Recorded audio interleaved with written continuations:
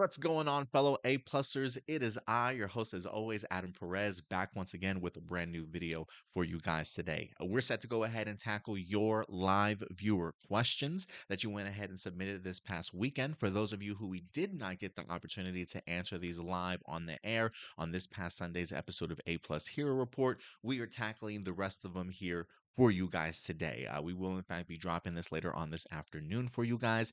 So I certainly hope you appreciate us answering your questions as always. For those of you who are wondering, how do I go about submitting a live viewer question? It's pretty simple. Usually Wednesdays or Thursdays or any day right after that, we will go ahead and post a live viewer questions post over on our YouTube page. So simply go over to our YouTube page as you see here, click on the community tab. And again, usually Wednesdays or Thursdays or maybe a day afterwards, we certainly will post a live viewer question post like here.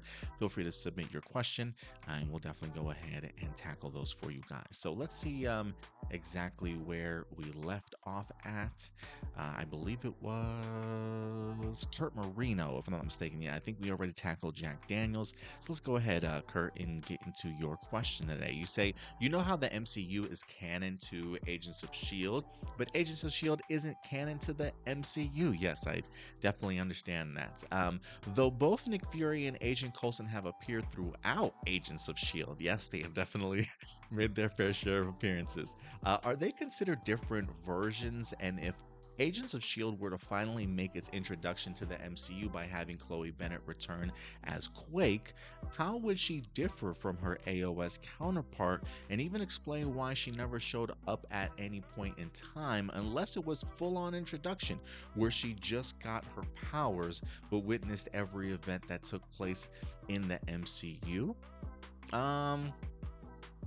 All right, so let's talk a little bit about this, Kurt, because I think this is going to be getting really into the much bigger picture of, well, one, out of this question, is Daisy Johnson and Quake in them? Are they going to ever appear in the MCU? I was a big Agents of S.H.I.E.L.D. fan for a few seasons, honestly. I think I fell off once they started getting into the Inhumans storylines. I believe you had Daisy Johnson's Quake. She started getting like romantically involved with somebody, one of the people part of the Inhumans and stuff. Um, that was like the final season that I watched, and then after that, I fell off. So I was very much there at the beginning when it was just hyped the entire time, like, hey, listen, it's all connected, right? I think the original plan certainly was for Agents of S.H.I.E.L.D. to be, or I would assume it was originally brought up the idea because of Josh Whedon's connection and involvement with Avengers and Agents of S.H.I.E.L.D. that while Agents of S.H.I.E.L.D. certainly referenced the movies, you would think eventually the movies would have referenced Agents of S.H.I.E.L.D. And they unfortunately never did that, with the exception of the Jarvis cameo that we wind up getting in Endgame. But that it just kind of even ignores Agents of S.H.I.E.L.D. and allows us like reference to at least Agent Carter. You know what I mean? So AOS still very much without a home. MCU just not mentioning them. So while I'm very much understanding where you're coming from in this, there is still hope, I think, out there. I've been saying this for a while. If they were ever going to pull the trigger on allowing some of the Agents of S.H.I.E.L.D. characters to finally appear in the MCU, Secret Invasion is probably your best opportunity at certainly doing that, or at least whatever movie or other television shows might be connected to the Secret Invasion storyline. I think any of those are certainly up for grabs. Look, they could simply just play it off as these were sort of like our deep secret agents that we sort of that Nick Fury purposefully sort of kept them off the grid so that even the people in the upper echelon of governments and things like that don't really know of who these true Agents of S.H.I.E.L.D. characters certainly are, right? I do believe that the MCU might be able to certainly pull that off. Granted, I haven't watched a lot of Agents of S.H.I.E.L.D. since I wind up falling off, so I don't know how covert their missions, how aware the government or politics are aware of the actions of what Coulson and his team are certainly doing, right? But maybe we do live in the world where we get a returning Samuel L. Jackson, obviously, in Secret Invasion, and maybe he does reveal to us some of his agents of S.H.I.E.L.D. Maybe, again, they were just super deep covert, because technically, in the comic books at least, the idea of him revealing his, I can't remember what they were called. I don't think they were called Secret Warriors, maybe. I can't remember how he referred to his team, but he literally wind up bringing forth like a brand new team that he was able to rely on and kept very secret, to where even the scrolls were not able to disguise themselves as these people, right? So if there was anybody he knew he could trust, it was his deep sort of, undercover agents, that sleeper agents maybe, that like nobody knew of. And so listen, if when we get to Secret Invasion, if Samuel L. Jackson needs people that he can rely on, I think it would be really cool if Chloe Bennett finally returned as Daisy Johnson as Quake, to be one of those. One of the big unanswered questions for years has always been, are the Avengers ever going to learn that Agent Coulson is certainly still alive? Maybe we get a returning Agent Coulson, and his story and arc after the first Avengers movie is finally complete all these phases later, right? So I do think that we live in a world where, especially based off of the multiverse, I don't even think you have to get multiversal involvement, right? The idea of time traveling in multiverse, you don't even need to certainly do that. I think these Agents of S.H.I.E.L.D. characters can certainly be very much implanted already in the MCU world, as it certainly has been established. So I don't think you really need to go too above and beyond, or too extravagant to explain, um, you know, um, the introduction to some of these characters. I would hope Migne Wang, who plays the Cavalier, right? I would hope that Agent May, I hope that she would certainly come back also. If you were to give me my top three choices, it'd probably be May, Quake, and Agent Coulson. Give me those three to certainly make an appearance in Secret Invasion. But who knows? But I do think we live in a time period where they can certainly pull it off if they definitely want to. Ming-Na Wen has definitely continued to be a part of the Disney family and Marvel, with her being in the Star Wars franchise right now. And who knows what Chloe Bennett's been up to, right? I feel like we haven't seen her since she wind up stepping away from the Powerpuff Girls series. So I think, again, I think it's very much up in the air and available to certainly happen. Will it happen? I don't know, but I do think that this is certainly their best opportunity. But I personally do think that it will happen, but to a certain extent at least. But we'll see how it turns out. But yeah, I think all this stuff could certainly take place in the MCU. Carlo Bernardo says, when Power Rangers adapts Super Sentai season and chooses to be like its Sentai source material, is it okay to do that as long as it's not a full-on carbon copy, but with more originality? SPD followed some of the Deca Rangers episodes in order to fill in gaps, which were standalone episodes, but still have lots of originality. Time Force, Wild Force took the premise of both their equivalents, but had more room for storytelling that would make complete sense in Power Rangers and the lore. And I kind of submit to that concept. I don't mind the idea, like if you just take the overall premise of what a Super Sentai series is, if you've got a starting point and an ending point that you kind of want to stick to, you know what I'm saying, then fill in the rest with your own sort of original story. I think the idea of a carbon copy is one of the reasons why I dislike Samurai as much as I did, because it literally felt at times shot for shot from Samurai. It felt more of an adaptation than it was an actual sort of original storytelling. And so sometimes maybe that works for some people, but for me, I'm more of an original person. Again, I don't mind the idea of whatever the premise is, the main idea of that season is supposed to be. That's fine. If you want to stick with that, that's perfectly fine. But the journey to get from beginning to end, I want to be completely different, if that makes any sense. So yeah, I'll go more originality. Johnny Marrero, do you believe that Billy will have a major role in Cosmic Fury? I don't. I think we might expect him in maybe one episode, but listen, I'm not to say that that episode won't be impactful, right? I do think whatever Billy, if Billy shows up in Cosmic Fury for that particular one episode, I think it's going to be of big importance to the direction of the series, but I don't think it's going to be a major role in the sense that he's going to be in there every episode or like guiding the Cosmic Fury team sort of as a mentor. I think he's going to be one and done, but his reasoning for be there will be super important and maybe help kind of guide the rest of the series, but let the team kind of do that on their own. You know what I mean? So I guess I guess it depends on what your definition of a major role is. So, but that's how I kind of view how he'll be used.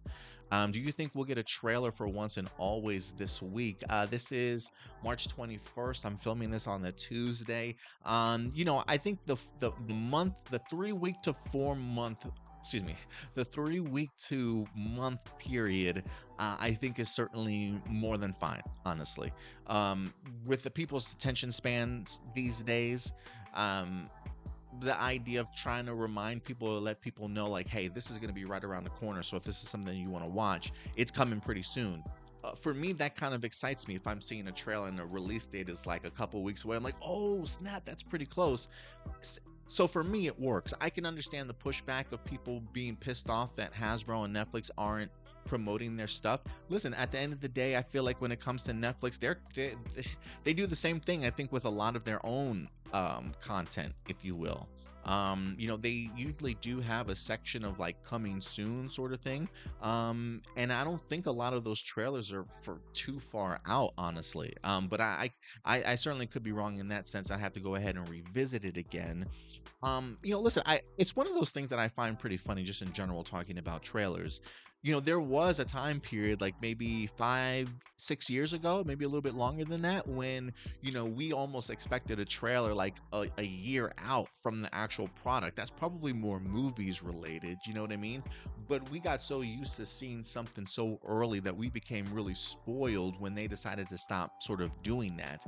And I think one of the reasons why they kind of stopped releasing trailers so far out is because of the idea that we hold on to things for a very short period of time. Our attention span is not very long, sort of thing. So you see that trailer release 3 months, 4 months, maybe even a little bit closer at times in regards to an upcoming movie, just because they may release the teaser relatively early, but for the most part, as we get closer to these movie release dates, I think that's when you're starting to see these trailers released.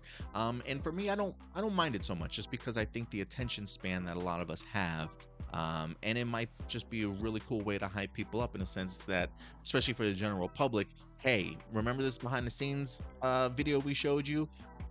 That series is coming, and a lot sooner than what you certainly think. So yeah, I mean, look, I'm a proponent of at least a month out, get that trailer going, get the hype machine building all the way up into that particular release. 3 weeks, again, I would prefer the whole month, but it is one of those things. If this is your only shot, if this is the only trailer that we're gonna get, not a secondary trailer, maybe we'll get some additional posters, character posters. I think would be pretty fun also. But the idea of it dropping 3 to 4 weeks, if they don't have anything else to promote or really market, that kind of makes sense in regards to time period. Say if you may not have anything to fill in that gap for the next 3 weeks, you know what I mean? So we'll see how it turns out. But appreciate the question as always. Johnny, what do you got for us, Johnny? 1 second, something popped up on my computer. Okay. The most talented man alive. What do you got for us? What do you think of the theory that after Cosmic Fury, that Zato could either stay on Earth with the team or die? We know he died in Dino Fury, but then got resurrected as the Ghost Ranger by the Morphing Masters. Since his home planet was destroyed by Lord Zed, Zato has no other home to return to.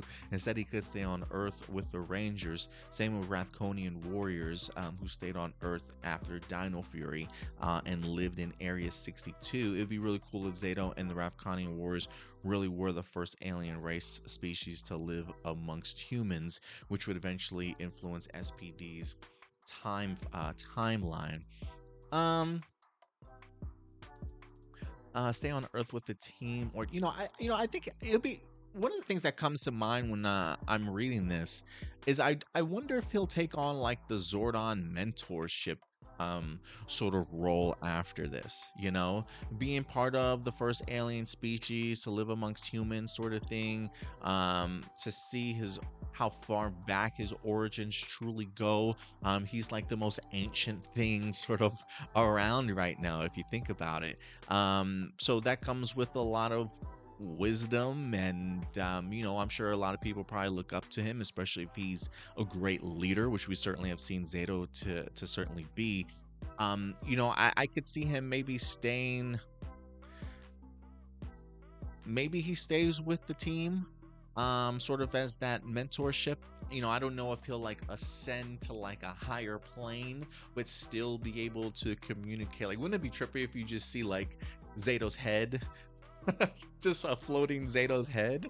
I don't know if they want to go that on point with Zordon, to say the least, but to be able to maybe put him sort of in a higher realm and be sort of a mentor to the team, since he's kind of been resurrected. I think you can maybe find a good balance in between there.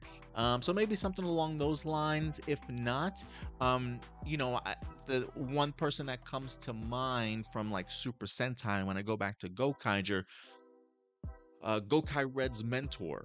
He was the why am I can't I'm blanking on his name right now. The all red guy. He almost reminded me of what is it, the Phantom from Speed Racer with the like the X over his face sort of thing. That's who always reminded me of was Speed Racer's mentor from the cartoon series. Was that Racer X? I believe was his name. That's who he always reminded me of.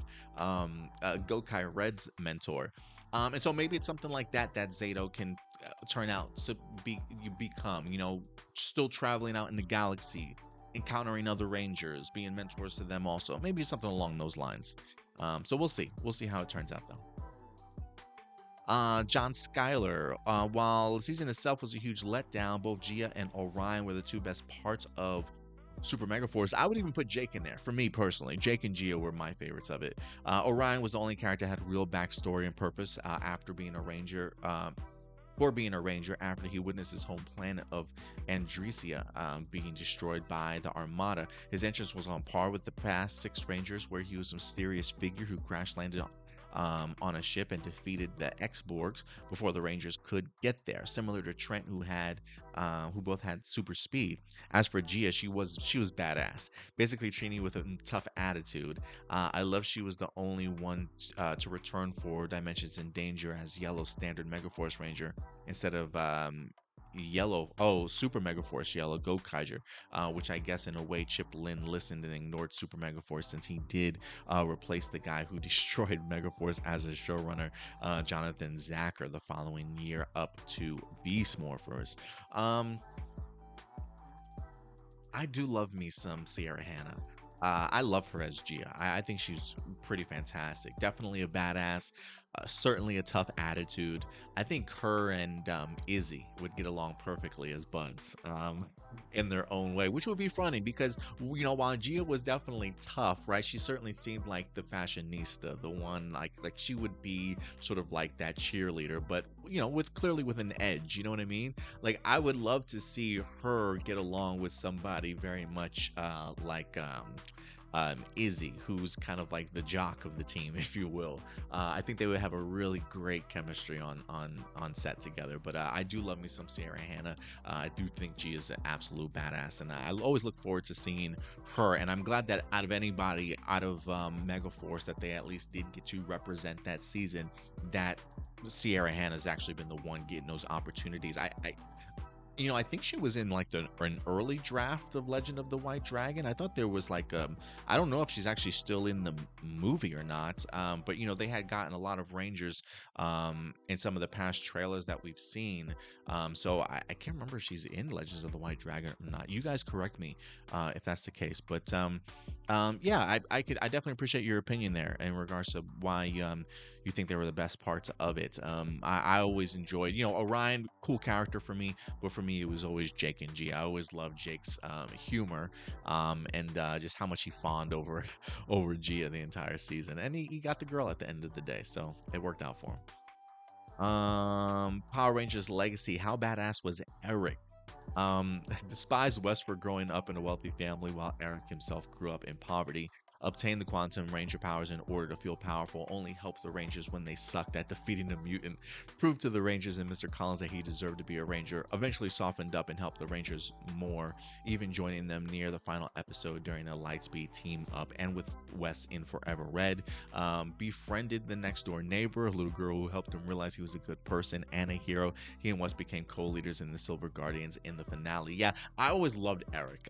Eric was always one of my favorite parts of it.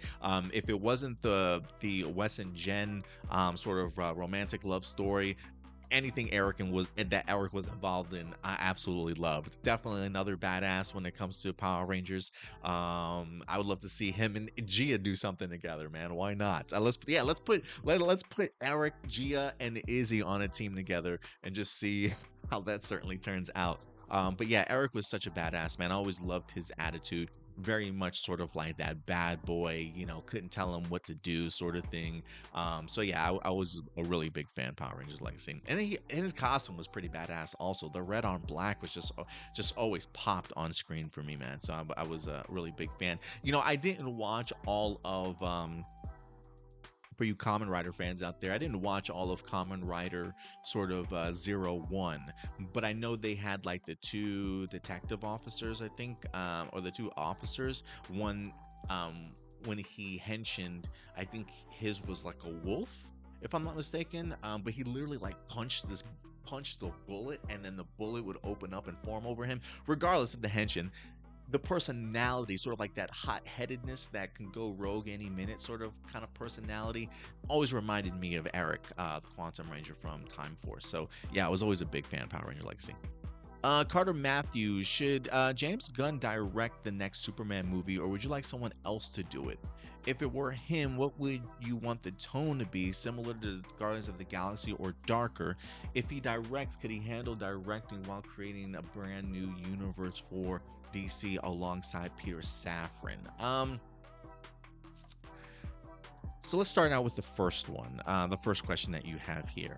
Should James Gunn direct the next Superman movie, or would you like it to be someone else to do it? To be fair, I don't necessarily think I envisioned a particular director in my head as to, who I think would make a good Superman director. I never really gave it the time of day to think about who I personally would like to see direct the new Superman movie. But with that said, I can say 100% that James Gunn probably was not my first choice at doing it. Not to say that I don't think he's capable of doing it, just not my first choice. I do think that he's a great director in his own right. I do think he has the ability to balance out things extremely well. But the concept and the idea of somebody like Superman, not to say that he can't do it, it just seems like it would fit the preference of another director that might be able to carry that sort of load. You know what I mean? So, for me, I would certainly prefer someone else to do it, but I'm not mad at the idea of James Gunn directing, and it's just like okay, let's see what you got. You know what I mean in regards to that. If it were him, what would you want the tone to be? Similar to Guardians of the Galaxy or darker? And I think also the release of Guardians of the Galaxy also here for Volume 3 will be a good test for people to kind of see and maybe look at, can he do Superman? You know what I mean? I think if a lot of people walk out enjoying Guardians 3, they'll definitely have a lot more confidence in James Gunn. I think you'll see maybe more praise happening for James Gunn if Guardians of the Galaxy 3 is successful and popular, not taking as many hits and as many blows as he certainly has over the past couple of months. So I do think a lot is riding on Guardians of the Galaxy. I don't mind his tone for Guardians of the Galaxy movies. I don't know if I would want it as playful If he is gonna have playfulness in there, I wouldn't mind him making some supporting characters as playful. I'm sure Clark Kent will probably have certainly some charm to him also. And I think that's something that James Gunn can certainly capture if he certainly wants to. So I can see him introducing us to some light-hearted sort of supporting characters that at times can be serious, but then also bring in the humor when he needs to. Um, but also not having a Clark Kent that's so serious and moody and brooding. Um, that he can still bounce off of them. You know what I mean? Because he is going to be a younger version of the Clark Kent. So I'm sure that there is some growing pains that he certainly still has to go through, if you know what I mean. I don't think he's going to be like 18, but maybe in his mid to late 20s or whatever the case may be. I don't know. Maybe I don't know what James Gunn certainly has in mind. But I think there definitely could be levels of darkness involved. And again, I think that's just what I mentioned. I think James Gunn knows how to bring a balance because while Guardians of the Galaxy is humorous, it's not necessarily all humor all the time, right? There is kind of moments when he kind of takes a step back. And like I'll even put up a good example of that in the holiday special that we had for Guardians of the Galaxy 3. Fun, hilarious, but it definitely took out time to be very sentimental and connect emotionally with you as an audience. And I don't think there's anything wrong with adding laughter to a comic book movie. I think sometimes it's actually missing. You know what I mean? So I do think James Gunn can bring some levity to it. So I don't mind Guardians of the Galaxy tone as long as it's not crazier than that. But I wouldn't mind a little bit extra dark, right? I think he can do something with that. If he directs, can he handle directing while creating a brand new universe alongside DC Peter Safran? Well, I think the good thing is that he has had time at least to lay out the groundwork. I believe he's probably has a writing team that he's mentioned that has helped him in regards to putting things in place. So James Gunn necessarily isn't doing this all alone, but I'm sure it's still going to be very, you know, the guy probably never sleeps already as it is, Carter.